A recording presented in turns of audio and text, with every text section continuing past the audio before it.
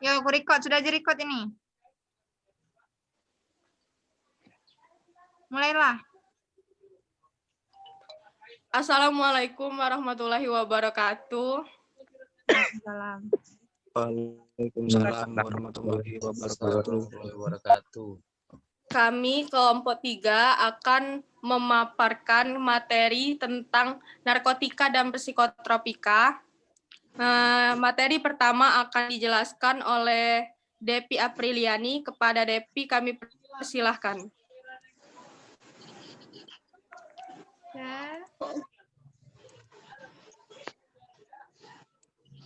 Bentar ya. Nah. Bentar, slide-nya.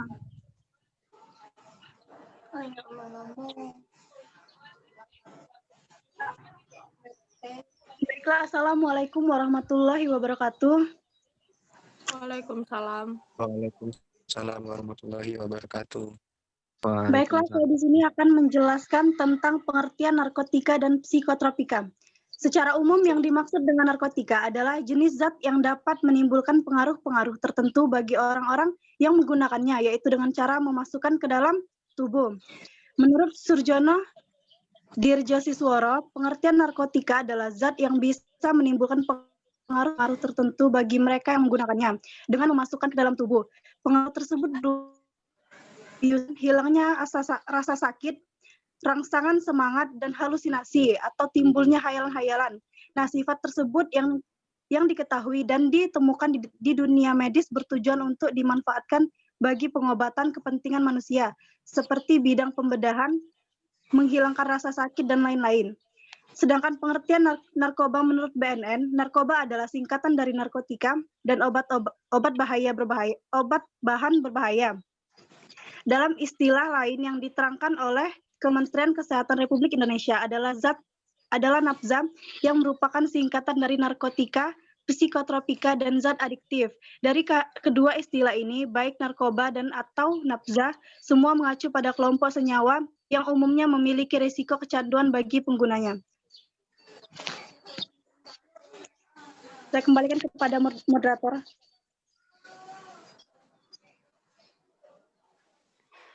Pada lanjutannya, Dep. Sedangkan psikotropika adalah obat-obatan yang bukan narkotika, tetapi mempunyai efek yang sama dengan narkotika apabila disalahgunakan. Karena sasaran dari obat-obatan tersebut adalah syaraf-syaraf tertentu dari sistem syaraf pusat di otak. Pemakaian obat ini menyebabkan perubahan khas pada aktivitas mental dan perilaku. Contoh obat-obatan yang tergolong jenis psikotropika antara lain, yang pertama itu sabu-sabu, kedua ada ekstasi dengan nama lain inek, amfetamin atau zat psikostimulan. Yang ketiga ada rohypnol atau pil koplo, dan yang keempat ada mantrak. Saya kembalikan kepada moderator. Baiklah, terima kasih kepada Depi Apriliani. Selanjutnya, materi kedua akan disampaikan oleh Rizka Aristina Putri. Kepada Rizka kami persilahkan. Baiklah, selanjutnya saya akan melanjutkan penjelasan tentang penyebab penggunaan narkotika. Faktor-faktor penyebab timbulnya penyalahgunaan narkotika terdiri dari yang pertama, faktor individu. Tiap individu memiliki perbedaan tingkat resiko untuk menyalahgunakan nafza. Faktor yang mempengaruhi individu terdiri dari faktor kepribadian dan faktor konstitusi. Yang kedua, faktor lingkungan. Meliputi lingkungan keluarga, hubungan ayah dan ibu yang retak, komunikasi yang kurang efektif antara orang tua dan anak, dan kurangnya rasa hormat antara anggota keluarga merupakan faktor yang ikut mendorong seseorang pada gangguan penggunaan zat.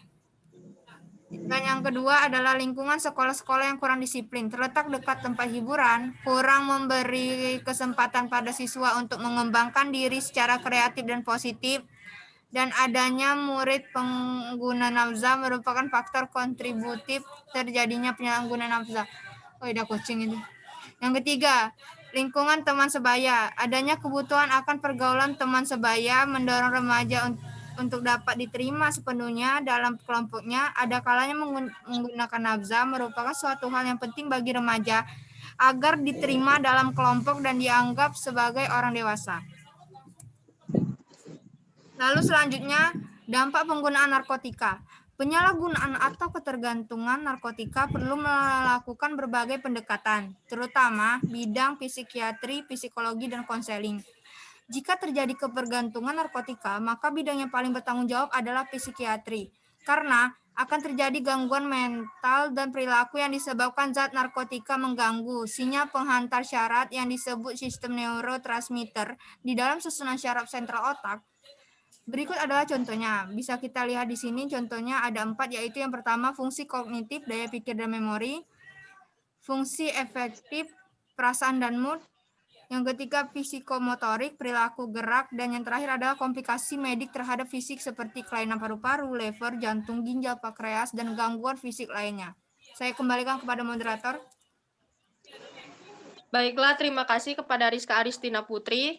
Selanjutnya akan disampaikan oleh Indra Lesmana. Kepada Indra, kami persilahkan.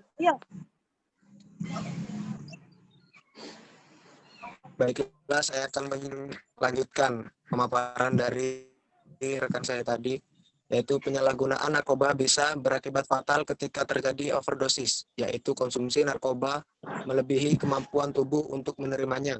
Overdosis bisa menyebabkan kematian. Dampak psikis dan sosial bagi pemakai narkoba antara lain, yaitu 1.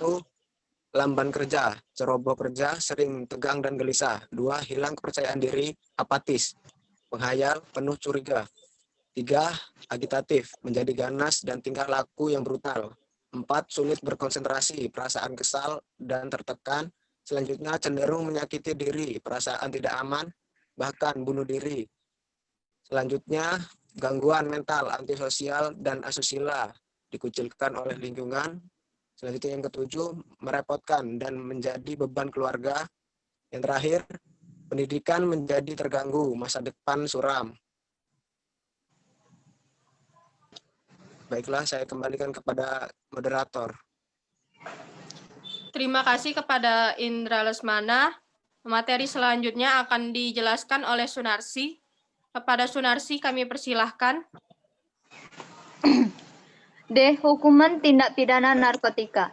Sanksi bagi pengedar narkotika khususnya pengangkut narkotika diatur dalam pasal 115, pasal 120, pasal 125 Undang-Undang Nomor 35 Tahun 2009 tentang narkotika. Adapun yang membedakan sanksi dari ketiga pasal tersebut adalah tergantung pada jenis atau golongan narkotika dan berat narkotika. Pengedar narkotika terdapat beberapa penyebutan sesuai dengan perannya masing-masing, yakni 1.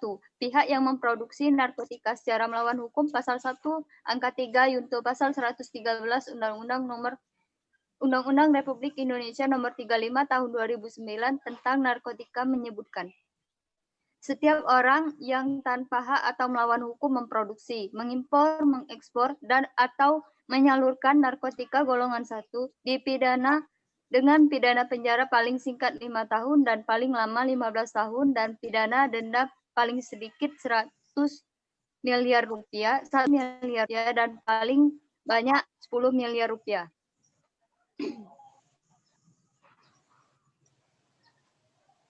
Mana?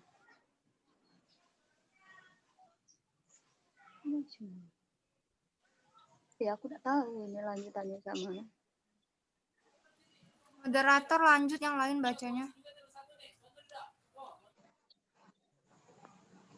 2. Pihak yang mengekspor narkotika secara melawan hukum, pasal 1 ayat 5 Yunto pasal 111, narkotika adalah zat atau obat yang berasal dari tanaman atau bukan tanaman, baik sintesis maupun semi-sintesis, yang dapat menyebabkan penurunan atau perubahan kesadaran, hilangnya rasa, mengurangi sampai menghilangkan rasa nyeri, dan dapat menimbulkan ketergantungan, yang dibedakan ke dalam golongan sebagaimana terlampir dalam undang-undang ini. 3. Pihak yang melakukan peredaran gelap narkotika dan prekursor narkotika, pasal 1 angka 6 Yunto pasal 111, pasal 112, pasal 129, pasal 1 angka 6 menyebutkan Peredaran gelap narkotika dan prekursor narkotika adalah setiap kegiatan atau serangkaian kegiatan yang dilakukan secara tanpa hak atau melawan hukum yang ditetapkan sebagai tindak pidana narkotika dan prekursor narkotika. 4. Pengguna narkotika juga terdapat beberapa penyebutan, yakni pecandu narkotika pasal 1 angka 13 junto pasal 54 junto pasal 127 menyebutkan pecandu narkotika adalah orang yang menggunakan atau menyalahgunakan narkotika dan dalam keadaan ketergantungan pada narkotika baik secara fisik maupun psikis. 5. Penyalahguna narkotika pasal 1 angka 15 junto pasal 54 junto pasal 127 menyebutkan penyalahguna adalah orang yang menggunakan narkotika tanpa hak atau melawan hukum.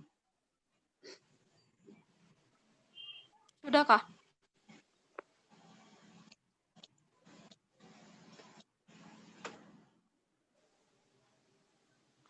Baiklah, terima kasih kepada Sunarsi.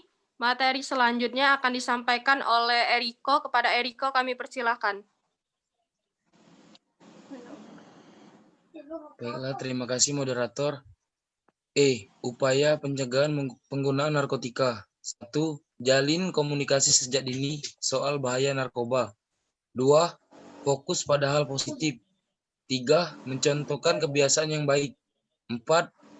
Terapan peraturan di rumah. 5. Ciptakan keharmonisan keluarga. 6. Hadapi masalah dengan cepat. 7. Bangun ikatan emosional. 8. Berikan contoh kasus yang nyata. 9. Kenali pergaulan anak-anak, tanamkan nilai agama sejak dini.